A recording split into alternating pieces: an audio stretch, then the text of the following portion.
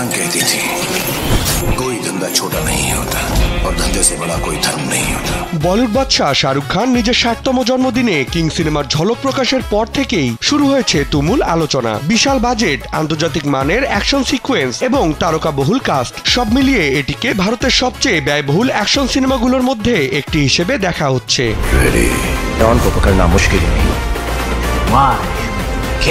ভারতীয় গণমাধ্যমের তথ্য মতে সিদ্ধার্থ আনন্দ পরিচালিত এই সিনেমার প্রাথমিক অবস্থায় বাজেট ছিল 150 কোটি রুপি। তবে গল্পের বিস্তর, ভিএফএক্স এবং বিশ্বাসযোগ্য অ্যাকশন নির্ভর দৃশ্য যোগ হওয়ায় এর চূড়ান্ত বাজেট এসে দাঁড়িয়েছে প্রায় 350 কোটি রুপিতে। এ খরচের মধ্যে এখনো প্রমোশন বা বিপণনের ব্যয় অন্তর্ভুক্ত হয়নি। कितने खून किए याद नहीं, अच्छे लोग थे या बुरे कभी पूछा नहीं।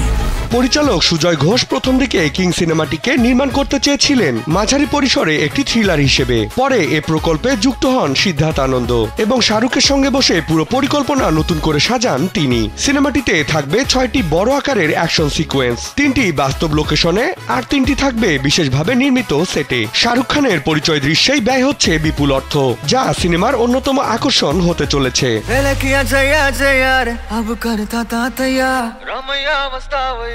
এক সাক্ষাৎকারে পরিচালক সিদ্ধার্থ জানান, কিং সিনেমার কাস্টিং এ থাকতে চলেছে বড় রকমের চমক। এ নিয়ে স্পষ্ট করে কিছু না জানা গেলেও মিডিয়া সূত্রে জানা যায় সিনেমায় শাহরুখের সঙ্গে থাকতে পারেন দীপিকা পাডুকোন। অভিষেক বচ্চনকে দেখা যাবে ছবির মূল ভিলেনের চরিত্রে, আর আরশাদ ওয়ারসি থাকবেন সিনেমাটির বিশেষ একটি ভূমিকায়।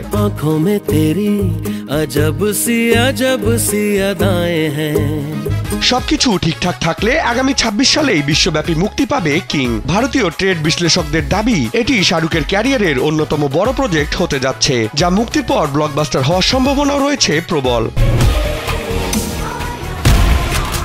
বিনোদন ডেস্ক, কালবেলা।